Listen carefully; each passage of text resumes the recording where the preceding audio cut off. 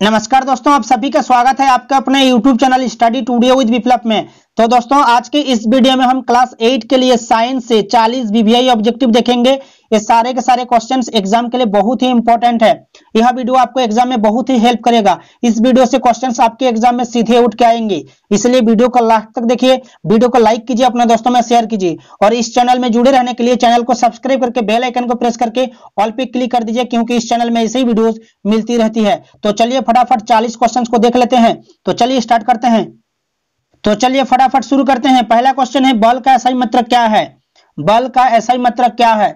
देखिए, बल का एसआई मात्रक यानी कि अंतरराष्ट्रीय मात्रक न्यूटन है। न्यूटन, इसे अंग्रेजी के अक्षर एन से दर्शाया जाता है। एन से दर्शाया जाता है, याद रखिएगा। यह भी जान लीजिए, 1 केजी फोर्स, 1 केजी फोर्स बराबर होता है 9.8 न्यूटन। 9.8 न्यूटन। 1 किलोग्राम बल बराबर होता है 9.8 न्यूटन। यह भी एग्जाम के लिए काफी इंपॉर्टेंट है, याद रखिएगा। नेक्स्ट क्वेश्चन देखिए। नेक्स्ट क्वेश्चन है, निम्नांकित बलों में कौन सा संपर्कित बल है? देखिए, संपर्कित बल, जब एक वस्तु दूसरे वस्तु पर सीधे भौतिक संपर्क द्वारा बल लगाता है तब उसे हम संपर्कित बल कहते हैं। जैसे कि मांसपेशीय बल हो गया, घर्षण बल हो गया। तो यहां पर देखिए ऑप्शन डी में दिया हुआ है घर्षण बल, तो इस क्वेश्चन का आंसर हो जाएगा घर्षण बल।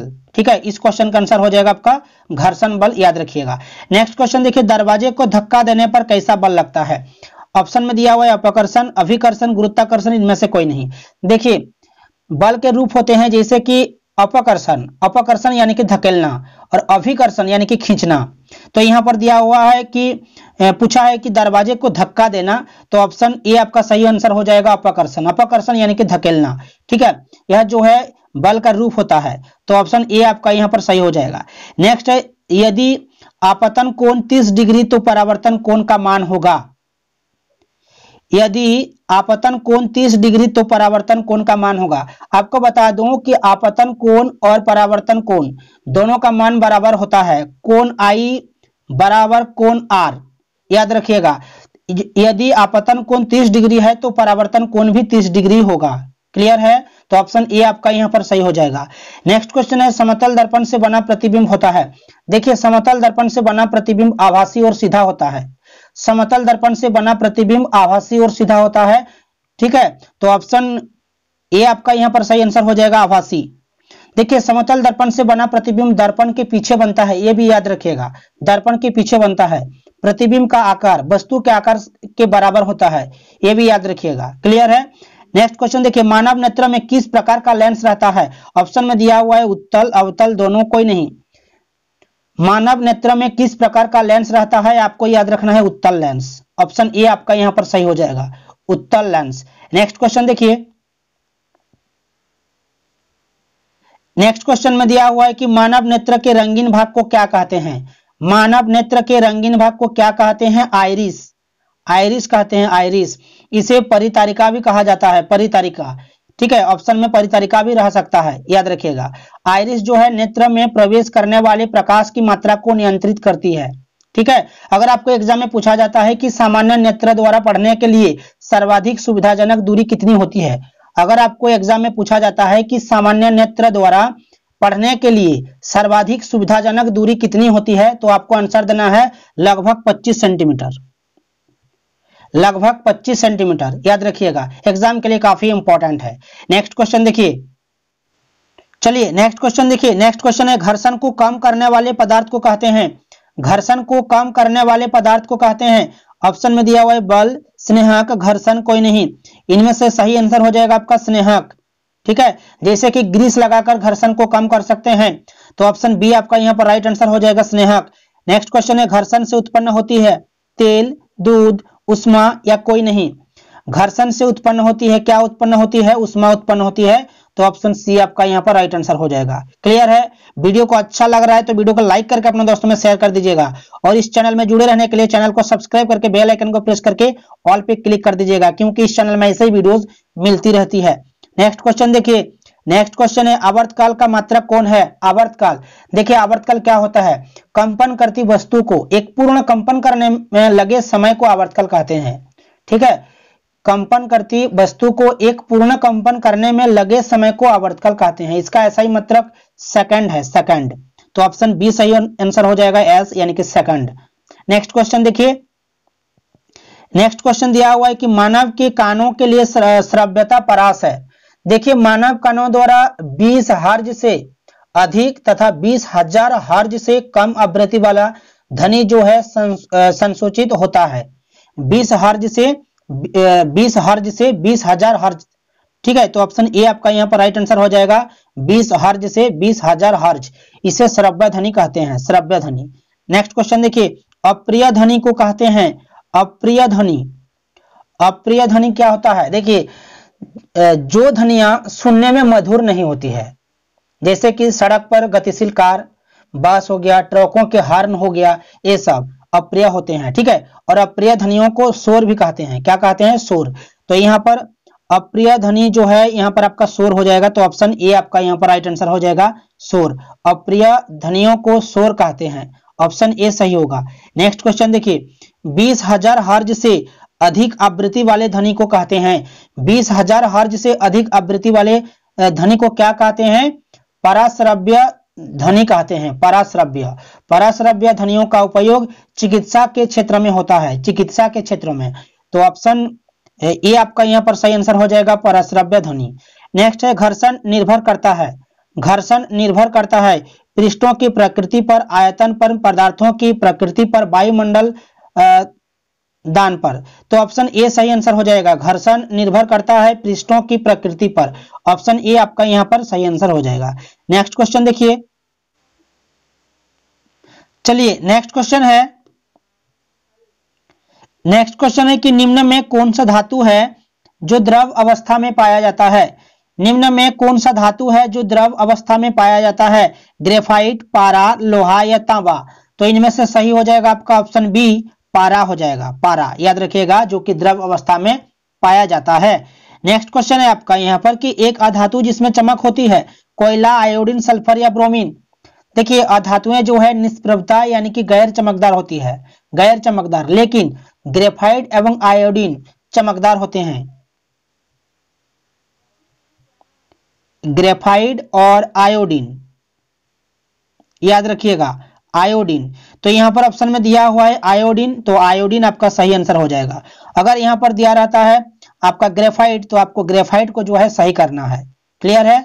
नेक्स्ट देखिए, नेक्स्ट क्वेश्चन है, सबसे अधिक सक्रिय धातु है, सबसे अधिक सक्रिय धातु यहां पर दिया हुआ है कार्बन, फास्फोरस, सल्फर, कोई नहीं।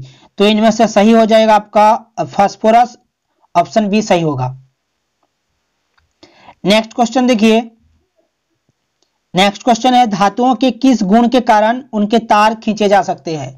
देखिए धातुएं जो है लचीली होती है, इसी कारण से धातुओं को पतले तारों में खींचा जा सकता है, जैसे कि चांदी हो गया, तांबा हो गया, सोना, ठीक है। यह जो है तन्यता गुण के कारण, तो ऑप्शन ए सही होगा, तन्यता। नेक्स्ट है, कौन सी मुलायम धातु को चाकू से काटा जा सकता है? कौन सी मुलायम धातु को चाकू से काटा जा सकता है? देखिए सोडियम और पोटेशियम दोनों को याद रखिएगा, सोडियम और पोटेशियम मुलायम होते हैं, जिन्हें आसानी से चाकू से काटे जा सकते हैं, ठीक है, मुलायम होते हैं।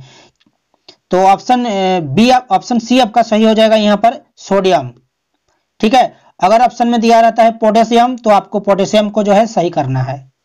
क्लियर है? नेक्स्ट देखिए, वीडियो को कैसा लग रहा है कमेंट करके जरूर बताइएगा। वीडियो को अगर अच्छा लग रहा है तो वीडियो को लाइक कर दीजिए और अपने दोस्तों में शेयर भी कर दीजिएगा। नेक्स्ट क्वेश्चन है आपका यहाँ पर, दहन के लिए आवश्यक है, दहन के लिए आवश्यक है, यहाँ पर दिया हुआ है हवा, पानी, आग, ज्वाला। देखिए दहन के लिए 3 परिस्थितियां आवश्यक है, 3 परिस्थितियां। दहनशील पदार्थ होनी चाहिए, जैसे कि लकड़ी हो गया, तेल हो गया, वायु यानी कि ऑक्सीजन होनी चाहिए, ठीक है, और आपका ज्वलन ताप होना चाहिए। लेकिन यहाँ पर दिया हुआ है, ऑप्शन में दिया हुआ है हवा, पानी, आग और ज्वाला। देखिए हवा कह सकते हैं, ऑक्सीजन जो है जरूरत होती है और आग भी जरूरत होती है, और यहाँ पर ज्वाला लिखा हुआ है, ज्वलन ताप होना चाहिए। तो यहाँ पर जो ऑप्शन में थोड़ा गड़बड़ी हो गया है, ठीक है। तो आप लोग याद रखिएगा, मैं आपको बता देता हूं कि दहन के लिए 3 परिस्थितियां आवश्यक है। दहनशील पदार्थ जैसे कि लकड़ी हो गया, तेल हो गया, ये सब होना चाहिए, वायु यानी कि ऑक्सीजन होना चाहिए, और ज्वलन ताप होना चाहिए, ठीक है। तो तीनों की जो है तीनों परिस्थितियां जो है आवश्यक होनी चाहिए। तो यहाँ पर देखिए नेक्स्ट क्वेश्चन है आपका कि निम्नलिखित में कौन दहनशील पदार्थ नहीं है? कौन दहनशील पदार्थ नहीं है? ऑप्शन में दिया हुआ है लकड़ी, पेट्रोल, पत्थर या कोयला। तो इनमें से सही हो जाए, देखिए दहनशील पदार्थ जो पदार्थ जलकर उष्मा और प्रकाश देते हैं, जैसे कि लकड़ी हो गया, तेल हो गया, कागज हो गया। तो यहाँ पर ऑप्शन में दिया हुआ है पत्थर, तो ये पत्थर जो है दहनशील पदार्थ नहीं है। लकड़ी, पेट्रोल और कोयला तीनों जो है दहनशील पदार्थ है, लेकिन पत्थर जो है यहाँ पर दहनशील पदार्थ नहीं है। तो ऑप्शन सी आपका यहाँ पर सही आंसर हो जाएगा। नेक्स्ट है यहाँ पर लकड़ी का जलना किस प्रकार के दहन का उदाहरण है? लकड़ी का जलना किस प्रकार के दहन का उदाहरण है? मंद दहन, विस्फोटक, स्वतः दहन, इनमें से कोई नहीं।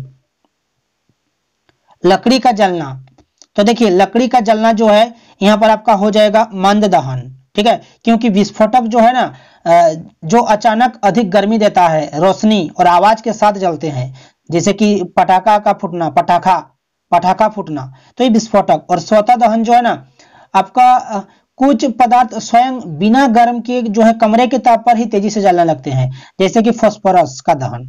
तो यहाँ पर लकड़ी का जलना जो है आपका मंद दहन हो जाएगा। तो ऑप्शन ए आपका यहाँ पर सही हो जाएगा। नेक्स्ट क्वेश्चन देखिए, नेक्स्ट क्वेश्चन दिया हुआ है कि निम्न में किस ईंधन का ऊष्मीयमान सबसे अधिक होता है? किस ईंधन का ऊष्मीयमान सबसे अधिक होता है? हाइड्रोजन, याद रखिएगा हाइड्रोजन, जिसकी ऊष्मीयमान 1.5 लाख 1,50,000 होती है ऊष्मीयमान, ठीक है। तो ऑप्शन डी आपका यहां पर सही हो जाएगा, हाइड्रोजन।